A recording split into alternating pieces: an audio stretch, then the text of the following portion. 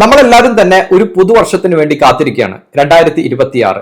ഈ പുതുവർഷത്തില് നമുക്ക് നമ്മുടെ പോർട്ട്ഫോളിയോയിൽ വേണ്ട മാറ്റങ്ങൾ വരുത്തുകയും അതേപോലെ തന്നെ നമുക്കൊരു സാമ്പത്തിക അച്ചടക്കം കൊണ്ടുവരികയും ആ സാമ്പത്തിക അച്ചടക്കത്തോടൊപ്പം തന്നെ നമ്മുടെ ഇൻവെസ്റ്റ്മെന്റ് നമ്മൾ വളർത്താനും നമ്മുടെ ചെലവുകളും നമ്മുടെ ലോണുകളും നമ്മൾ കുറക്കാനായിട്ട് നമ്മൾ ശ്രമിക്കണം. ഇത് ഏറ്റവും പ്രധാനപ്പെട്ട കാര്യം തന്നെയാണ്. 2026 എന്റെ പോർട്ട്ഫോളിയോയിൽ ഞാൻ വരുത്തുന്ന മാറ്റങ്ങളാണ് ഞാൻ നിങ്ങളുടെ മുന്നിൽ ഫുൾ ആയിട്ട് ഡിസ്ക്ലോസ് ചെയ്യുന്നത്. ഇതിൽ കാണുന്ന പോലെ നമ്മുടെ മാർക്കറ്റ് ഡിസ്ട്രിബ്യൂഷന്റെ അടിസ്ഥാനത്തിൽ ഇന്റർനാഷണൽ മാർക്കറ്റിൽ 50% അലോക്കേഷൻ പ്ലാൻ ചെയ്യാനാണ് 2026 എന്റെ മെയിൻ ടാർഗറ്റ് എന്ന് പറയുന്നത്.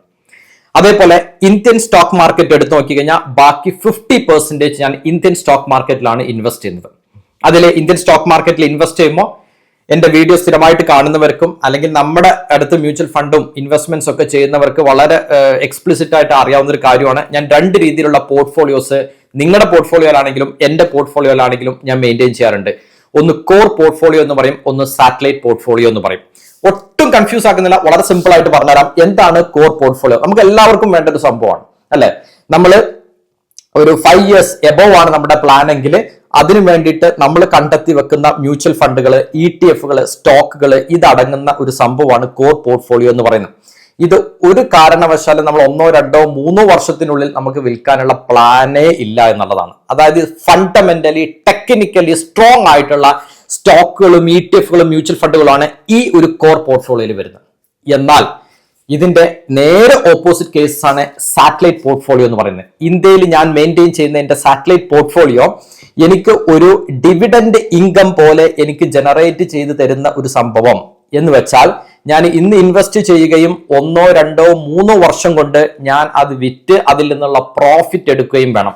അതിൽ എത്ര ലാഭം വരണമെന്നും അല്ലെങ്കിൽ അത് നഷ്ടം വന്നാൽ തന്നെ എത്രത്തോളം മിനിമലിസ്റ്റിക് ആയിട്ടുള്ള ലോസിൽ അത് കൊണ്ടുവരാമെന്നും എത്ര ലാഭം ഫിക്സ്ഡ് ആക്കി വെക്കാമെന്നുമുള്ള ഒരു കാൽക്കുലേഷൻ നമ്മുടെ കയ്യിൽ ഉണ്ടായിരിക്കണം. ഇതുവഴി നമുക്ക് സ്റ്റോക്ക് മാർക്കറ്റിൽ നിന്ന് ഒരു പാസീവ് ഇൻകം, നമ്മൾ ഒരുപക്ഷെ ജോലി ചെയ്യുന്നവരായിരിക്കാം, ബിസിനസ് ചെയ്യുന്നവരായിരിക്കാം, എന്തൊക്കെ ചെയ്താലും നമുക്ക് ഇതുവഴി ഒരു പാസീവ് ഇൻകം കണ്ടെത്താനും കൂടി നമുക്ക് സാധിക്കണം. അതാണ് എന്നോട് സാറ്റലൈറ്റ് പോർട്ട്ഫോളിയോയുടെ മെയിൻ ഉദ്ദേശം എന്ന് പറയുന്നത്. വേൾഡ് മാർക്കറ്റിന്റെ ഒരു സിറ്റുവേഷൻ ആണിത്. തായ്വാൻ ഇൻഡെക്സ് കഴിഞ്ഞ ഈ ഇയറിൽ കൊടുത്ത year till date YTD return എന്ന് പറയും. തായ്വാൻ മാർക്കറ്റ് കൊടുത്ത റിട്ടേൺ എന്ന് പറയുന്നത് 23.5% റിട്ടേൺ ആണ് തായ്വാൻ മാർക്കറ്റ് കൊടുത്തത്. എന്നാൽ US നാസ്ഡാക്ക് കൊടുത്തത് ഇയർ ടിൽ ഡേറ്റ് 19.1 ആണ്. ഇവിടെ ഈ രണ്ടാമത്തെ കോളത്തിൽ കാണിക്കുന്നത് ഇൻ ടേംസ് ഓഫ് അതിന്റെ ലോക്കൽ കറൻസിയിൽ പറയുന്നതാണ്. പക്ഷെ അതിനേക്കാൾ ഇമ്പോർട്ടന്റ് ആണ് നമുക്ക് മൂന്നാമത് വരുന്ന column final return in INR. കാരണം നമ്മൾ ഹാൻഡിൽ ചെയ്യുന്നത് ഇന്ത്യൻ റുപ്പീസിലാണ്. അപ്പൊ ഈ റിട്ടേൺ ആണ് നമുക്ക് ഇമ്പോർട്ടന്റ് ആയിട്ട് വരുന്നത്. അപ്പൊ തായ്വാൻ നോക്കുകയാണെങ്കിൽ 23.5 ഉള്ള സ്ഥലത്ത് INR റിട്ടേൺ എന്ന് പറയുന്നത് 30.8 ആണ്. എന്തുകൊണ്ട് INR റിട്ടേൺ കൂടാൻ കാരണം നിങ്ങൾക്ക് എല്ലാവർക്കും അറിയാം. ഇന്ത്യൻ റുപ്പി ഡിപ്രിഷിയേറ്റ് ചെയ്യുകയും ഡോളർ അല്ലെങ്കിൽ യൂറോ പോലത്തെ ഇന്റർനാഷണൽ കറൻസികൾ അപ്രിഷിയേറ്റ് ചെയ്യുകയും ചെയ്യുന്നതുകൊണ്ടാണ് നമ്മുടെ INR-ൽ നമ്മൾ ഇൻവെസ്റ്റ് ചെയ്യുമ്പോൾ നമുക്ക് അല്ലെങ്കിൽ INR-ലുള്ള റിട്ടേൺ നോക്കുമ്പോൾ കൂടുതലായിട്ട് കാണാനുള്ള കാരണം. ഇനി US-ലാണെങ്കിൽ ഡോളർ ടേംസിൽ പറയുകയാണെങ്കിൽ 19.1%, എന്നാൽ INR-ന്റെ ടേംസിൽ പറഞ്ഞാൽ 26.4%. ചൈന 23.3 INR-ൽ. MSI വേൾഡ് ഇൻഡെക്സ് അത് നിൽക്കുന്നത് 22.8. Europe stock X 50 21.5%. US S&P 500 21.2%. പിന്നെ വരുന്നത് ഇന്ത്യൻ മാർക്കറ്റ് ആണ് ലാസ്റ്റ് വരുന്നത്. ഇന്ത്യൻ മാർക്കറ്റ് കൊടുത്ത റിട്ടേൺ എന്ന് പറയുന്നത് വെറും 9% ആണ്. അതായത് ഇതിൽ നിന്ന് വളരെ എക്സ്പ്ലിസിറ്റ് ആണ് ഈ വർഷത്തെ ഡാറ്റ അല്ലെങ്കിൽ കഴിഞ്ഞ ഒരു ഫിനാൻഷ്യൽ ഇയറിലോ അതിൽ കൂടുതലോ എടുത്ത ഡാറ്റ നോക്കിക്കഴിഞ്ഞാൽ Indian market is the worst performing market എന്ന് മനസ്സിലാവും. അപ്പൊ ഇന്ത്യൻ മാർക്കറ്റിൽ മാത്രം ഇൻവെസ്റ്റ് ചെയ്യുന്ന ഒരാൾക്ക് ഇത് ഡെഫിനറ്റ് ആയിട്ടും ഒരു ഡിസപ്പോയിന്റിംഗ് മൊമെന്റ് ആണ്. പക്ഷെ ഈ ഒരു സംഭവം നമുക്ക് ഒഴിവാക്കി എടുക്കാനായിട്ട് പറ്റും. അതിന് വേണ്ടതാണ് നമ്മൾ ഇന്റർനാഷണലി എക്സ്പോഷർ കൊടുക്കണം എന്നുള്ളത്. വളരെ ഒരു ഫേമസ് ആയിട്ടുള്ള വെൽത്ത് മാനേജ്മെന്റ് ഫേം ആണ് ജെഫ്രീസ് ആൻഡ് ഇറ്റ്സ് ഫ്രീഡിന്റെ റിപ്പോർട്ട് പ്രകാരം India is one of the worst performing market in the last year. It's very clear ആണ്. 2025 നമ്മളിപ്പോ കണ്ടതുപോലെ ബാക്കി ഏത് മാർക്കറ്റ് നോക്കിക്കഴിഞ്ഞാലും ഇയർ ടിൽ ഡേറ്റിൽ വേർസ്റ്റ് പെർഫോമൻസ് കൊടുത്ത ഒരു മാർക്കറ്റ് തന്നെയാണ് ഇന്ത്യൻ മാർക്കറ്റ്. ഞാൻ ഇതിൽ പറയുന്ന ഇന്റർനാഷണൽ ഫണ്ടുകൾ അല്ലെങ്കിൽ എക്സ്ചേഞ്ച് ട്രേഡഡ് ഫണ്ടിലാണ് ഞാൻ കൂടുതൽ ഫോക്കസ് ചെയ്യുന്നത്. ഞാൻ ഇൻഡിവിജ്വൽ സ്റ്റോക്കിലോട്ട് പോകുന്നില്ല. കാരണം ഇൻഡിവിജ്വൽ സ്റ്റോക്സിന്റെ അടുത്തോട്ട് പോകുന്നത് എപ്പോഴും ഞാൻ ചെയ്യുന്നത് ഒരു ഫണ്ടമെന്റൽ ആയിട്ട് ഒരു ബേസ് ക്രിയേറ്റ് ചെയ്തതിന് ശേഷമാണ് ഞാൻ എപ്പോഴും ഇൻഡിവിജ്വൽ സ്റ്റോക്സുകൾ പിക്ക് ചെയ്യുന്നത്. അതാണ് എൻ്റെ ഇൻവെസ്റ്റ്മെന്റ് രീതി. അപ്പൊ ഞാൻ ഇതിനകത്ത് പറയുന്ന ETF-കളാണെങ്കിലും ഇൻഡെക്സുകളാണെങ്കിലും ഇത് ഒരിക്കലും നിങ്ങൾ നാളെ പോയി ഇതേപോലെ സെറ്റ് ചെയ്യണമെന്നില്ല. കാരണം എൻ്റെ ഗോൾ ഡിഫറെന്റ് ആണ്, എൻ്റെ ആഗ്രഹങ്ങൾ ഡിഫറെന്റ് ആണ്, എൻ്റെ റിസ്ക് അപ്പറ്റേറ്റ് വ്യത്യാസങ്ങളാണ്. എൻ്റെ പ്രായവും നിങ്ങളുടെ പ്രായവും ഒന്നല്ല. അതുകൊണ്ട് എൻ്റെ ഇതേ പോർട്ട്ഫോളിയോ നിങ്ങൾ ഒരിക്കലും കോപ്പി ചെയ്യാനായിട്ട് ശ്രമിക്കരുത്.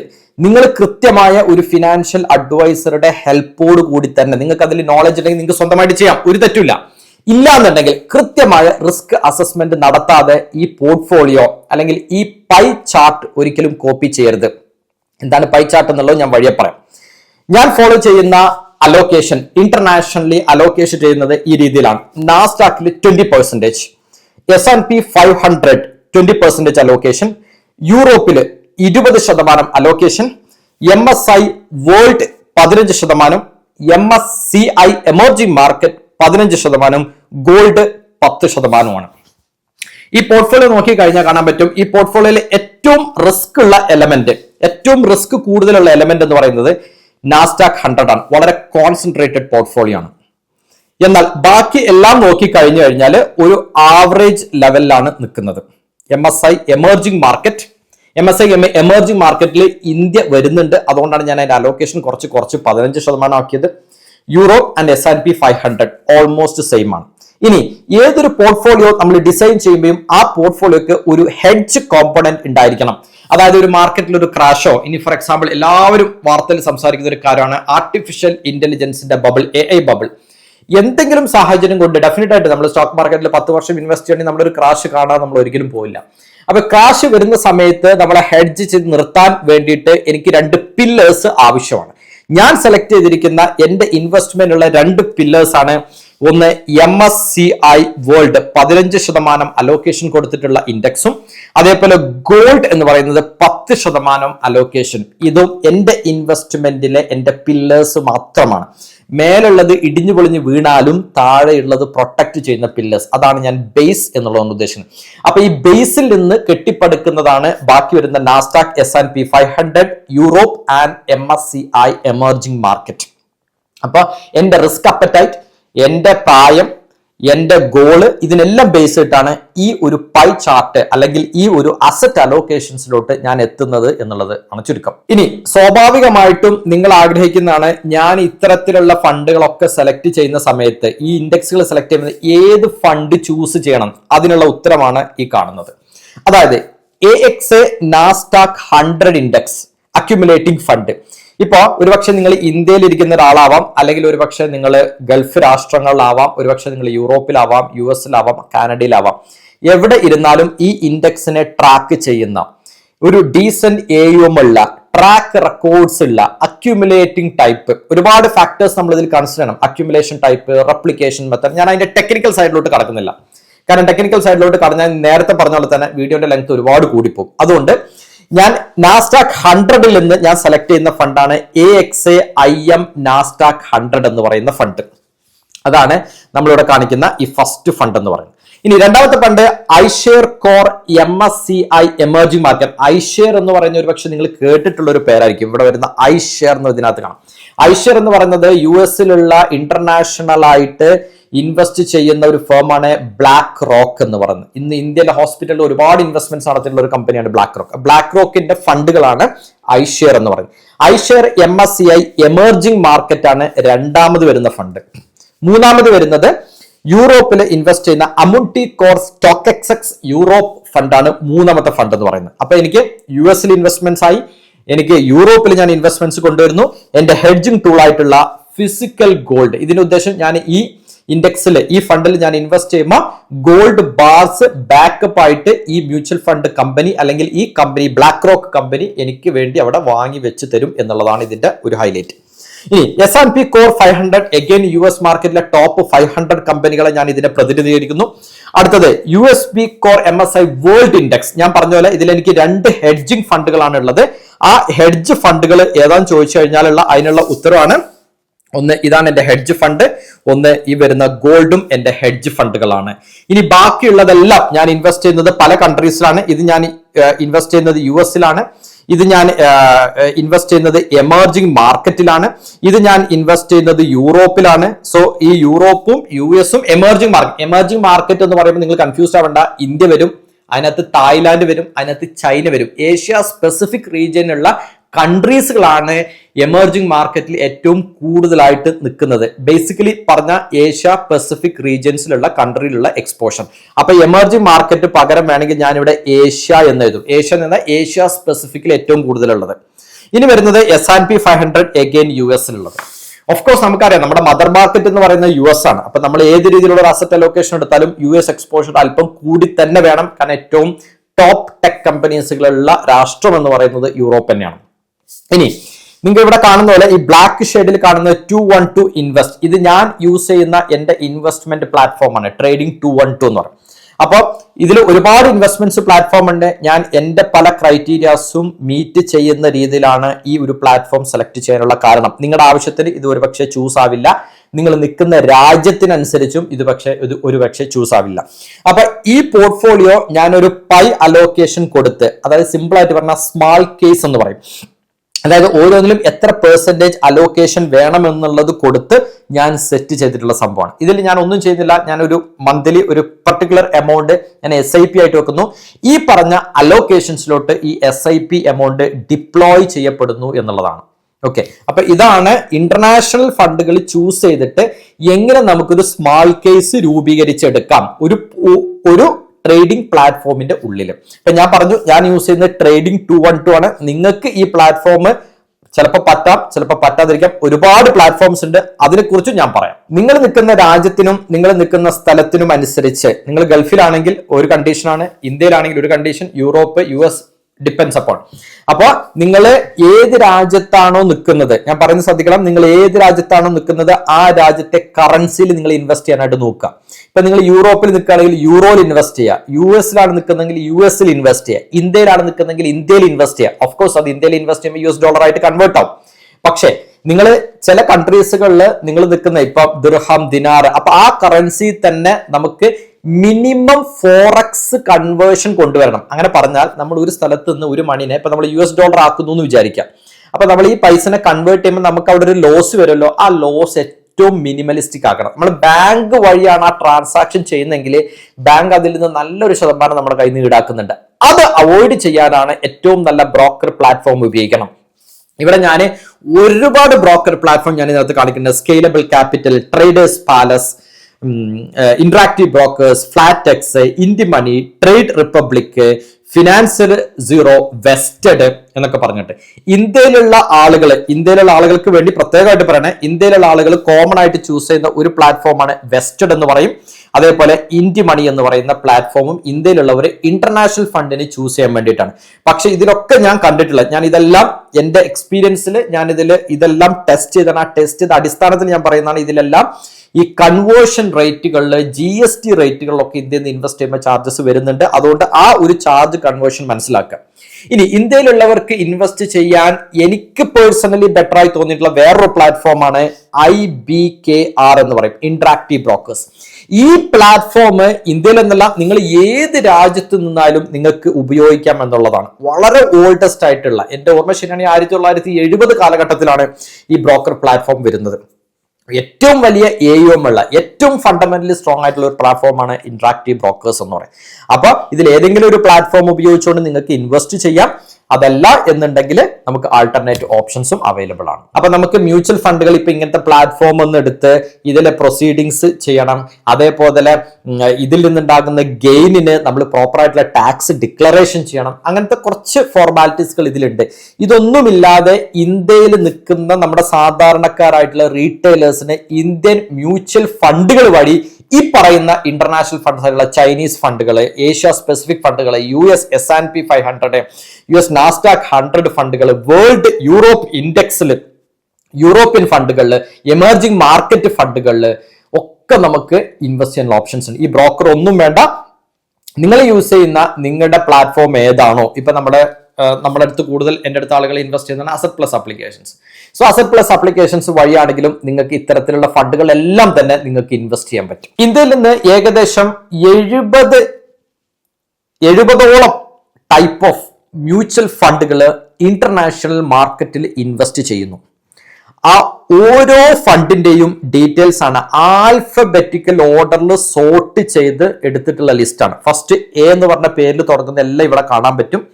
അത് കഴിഞ്ഞ് ബി എന്ന് പറഞ്ഞ പേരിൽ, അത് കഴിഞ്ഞ് സി എന്ന് പറഞ്ഞ പേരിൽ, അത് കഴിഞ്ഞ് ഡി എന്ന് പറയുന്ന പേരിൽ. അപ്പൊ എല്ലാ ഫണ്ടുകളും ഇതിൽ US ഇൻവെസ്റ്റ് ചെയ്യുന്ന ഫണ്ടുകളുണ്ട്, നാസ്ഡാക്കിൽ, S&P 500, അതേപോലെ ഏഷ്യ സ്പെസിഫിക് ആയിട്ടുള്ള എമർജിംഗ് മാർക്കറ്റിൽ, യൂറോപ്പിൽ, MSI വേൾഡ് ഇൻഡെക്സ്, എല്ലാ കാറ്റഗറിയിലുള്ള ഫണ്ടുകളും നമുക്ക് അവൈലബിൾ ആണ്.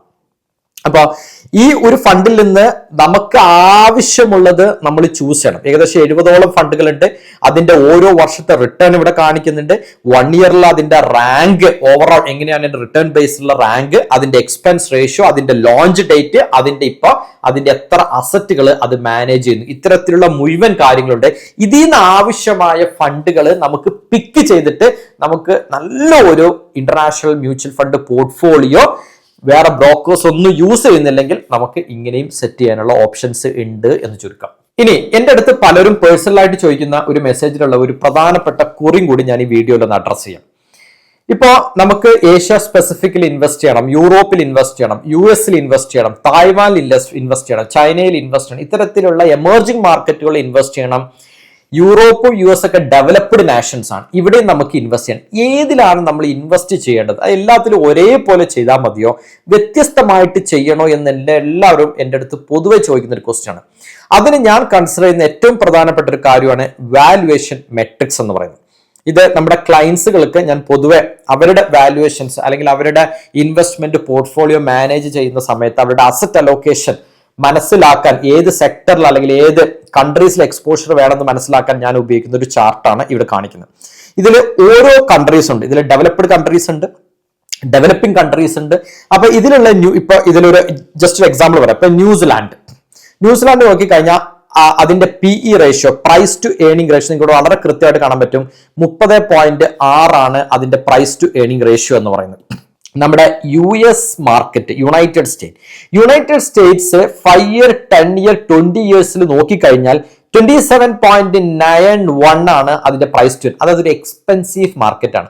അപ്പൊ ഇതിൽ നിന്ന് വളരെ സിമ്പിൾ ആയിട്ട് വരാം. ഒരു എക്സ്പെൻസീവ് മാർക്കറ്റിൽ ഇൻവെസ്റ്റ് ചെയ്യുന്ന സമയത്ത് ഇൻവെസ്റ്റ്മെന്റ് കുറക്കുക, എക്സ്പെൻസീവ് അല്ലാത്ത മാർക്കറ്റിൽ ഇൻവെസ്റ്റ്മെന്റ് കൂട്ടിവെക്കുക.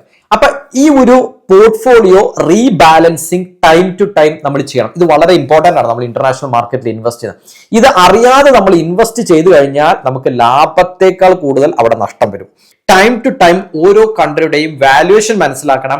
ആ കൺട്രി ഉൾപ്പെടുന്ന മോർഗൻ സ്റ്റാൻലി ക്യാപിറ്റൽ ഇന്റർനാഷണലിന്റെ PEയും ഫോർവേഡ് PEയും മനസ്സിലാക്കിയിട്ട് വേണം ഏതിലാണ് നമ്മൾ ഏറ്റവും ബെസ്റ്റ് ബെറ്റ് എടുക്കേണ്ടത് മനസ്സിലാക്കണം. ഈ ബെസ്റ്റ് ബെറ്റ് എന്ന് പറയുന്നത് എവിടെയാണ് കൂടുതൽ ഇൻവെസ്റ്റ് ചെയ്യണമെന്ന് മനസ്സിലാക്കണം. ബാക്കിയുള്ളവർക്ക് നമ്മൾ കുറച്ച് കൊടുക്കാനും നമുക്കറിയണം. ഇത് വളരെ ഇമ്പോർട്ടന്റ് ആണ്. അല്ലാതെ പ്ലെയിൻ ആയിട്ട് എല്ലാത്തിലും 10% ഒരേപോലെ ചെയ്യാൻ പറ്റില്ല. ഇപ്പൊ ഞാൻ നേരത്തെ ചെയ്ത് നിങ്ങൾ കണ്ടു 20, 20, 20, 15, 15. അത് ഞാനൊരു ഹെഡ്ജ് ആയിട്ട് അവിടെ യൂസ് ചെയ്യുന്നതാണ്. എന്നാൽ ഒരു 6 മാസം കഴിഞ്ഞ് നിങ്ങൾ എൻ്റെ അടുത്ത് ചോദിക്കുന്ന സമയത്ത് ഒരു പക്ഷേ എൻ്റെ പോർട്ട്ഫോളിയോന്റെ അലോക്കേഷൻ ടോട്ടലി ഡിഫറെന്റ് ആയിരിക്കും. കാരണം എവറി 6 months ഞാൻ എൻ്റെ പോർട്ട്ഫോളിയോ റീബാലൻസ് ചെയ്യും. അതിന് ഏറ്റവും പ്രധാനപ്പെട്ട ഭാഗമാണ് ഇന്റർനാഷണലി ഫണ്ടുകളിലുള്ള റീബാലൻസിങ്ങും ഇന്ത്യയിലുള്ള മ്യൂച്വൽ ഫണ്ടിലും ഇതേ ബാലൻസിങ് നമ്മൾ ചെയ്യണം. ഇല്ലെങ്കിൽ നിങ്ങൾക്ക് അറിയാം, ഇപ്പൊ കഴിഞ്ഞൊരു 3-4 മാസമായിട്ട് ഞാൻ ഏറ്റവും കൂടുതൽ ഫേസ് ചെയ്യുന്ന ഒരു വൺ ഓഫ് ദ കൊറിയാണ് സ്മാൾ ക്യാപ്പ് പെർഫോമൻസ് ഇല്ല. എന്തുകൊണ്ടാണ്? സ്മാൾ ക്യാപ്പിന്റെ വാല്യൂഷൻ ഓവർ സ്ട്രെച്ച്ഡ് ആണ്. ഇപ്പൊ സ്മാൾ ക്യാപ്പിൽ ഓവർ സ്ട്രെച്ച്ഡ് ആയിരിക്കുന്ന സമയത്ത് ആക്ച്വലി ആ സ്മാൾ ക്യാപ്പിൽ വളരെ വലിയൊരു ഇൻവെസ്റ്റ്മെന്റ് ഉള്ള ഒരാളാണെങ്കിൽ അതിൽ നിന്ന് ഇൻവെസ്റ്റ്മെന്റ് കുറച്ച് കൊണ്ടുവരണം. കാരണം വാല്യൂഷൻ കൂടുതലാണ്. അപ്പൊ വാല്യൂഷൻ കംഫർട്ട് ഉള്ള നോക്കിയിട്ട് അവിടെ നമ്മൾ പോർട്ട്ഫോളിയോ റീബാലൻസ് ചെയ്യണമെന്ന് പറയുന്നത് ഏറ്റവും പ്രധാനപ്പെട്ട ഒരു ഇമ്പോർട്ടന്റ് ആണ്. കഴിഞ്ഞ 2-3 വർഷങ്ങൾ ഏറ്റവും മികച്ച റിട്ടേൺ കൊടുത്താണ് സ്മാൾ ക്യാപ്പ്. അതുകൊണ്ട് ആളുകൾ സ്മാൾ ക്യാപ്പിലോട്ട് ഇൻവെസ്റ്റ് ചെയ്തു. പക്ഷെ ഇപ്പൊ കഴിഞ്ഞ 1 വർഷമായിട്ട് സ്മാൾ ക്യാപ്പ് ഒന്നുമില്ല, നെഗറ്റീവ് റിട്ടേൺ ആണ്. അപ്പൊ ഇതിന്റെ പ്രധാനപ്പെട്ട കാരണം വാല്യുവേഷൻ അറിയാതെ അല്ലെങ്കിൽ കംഫർട്ടബിൾ പോക്കറ്റ്സ്, സെക്ടർ, സ്പേസുകൾ മനസ്സിലാക്കി ഇൻവെസ്റ്റ് ചെയ്യണം. ഇതേ കാര്യം ഇന്റർനാഷണൽ മാർക്കറ്റിലും ചെയ്യണം. ഇന്ത്യൻ മ്യൂച്വൽ ഫണ്ടിലെ കോർ പോർട്ട്ഫോളിയോ, സാറ്റലൈറ്റ് പോർട്ട്ഫോളിയോ ഞാൻ ഈ വീഡിയോയിൽ പറഞ്ഞിട്ടില്ല. ടൈമിന്റെ ലെങ്ത് എക്സീഡ് ചെയ്യും എന്നുള്ളതുകൊണ്ടാണ് അത് പറയാതിരുന്നത്. നിങ്ങൾക്ക് അത് അറിയാനും പഠിക്കാനും താല്പര്യം ഉണ്ടെങ്കിൽ നിങ്ങൾ വീഡിയോയുടെ താഴെ കമന്റ് ചെയ്ത് കഴിഞ്ഞാൽ ഡെഫിനറ്റ് ആയിട്ടും ആവശ്യമായ ഇൻട്രസ്റ്റ് വീഡിയോയുടെ താഴെ ഉണ്ടെന്നുണ്ടെങ്കിൽ കമന്റ് ബോക്സിൽ ഉണ്ടെന്നുണ്ടെങ്കിൽ ഡെഫിനറ്റ് ആയിട്ടും ഞാൻ എന്റെ വീഡിയോ ചെയ്യും. അപ്പൊ നിങ്ങളുടെ ഈ വീഡിയോ കുറിച്ചുള്ള അഭിപ്രായങ്ങളും നിങ്ങളുടെ നിർദ്ദേശങ്ങളും ചേർക്കുക. നമുക്ക് ആവശ്യമായ സപ്പോർട്ടും ലിങ്കും എല്ലാം തന്നെ ഞാൻ ഈ വീഡിയോ ഡിസ്ക്രിപ്ഷനിൽ കൊടുത്തിട്ടുണ്ട്. എല്ലാവർക്കും നല്ല ഒരു വീക്കെൻഡ് ആശംസിക്കുന്നു.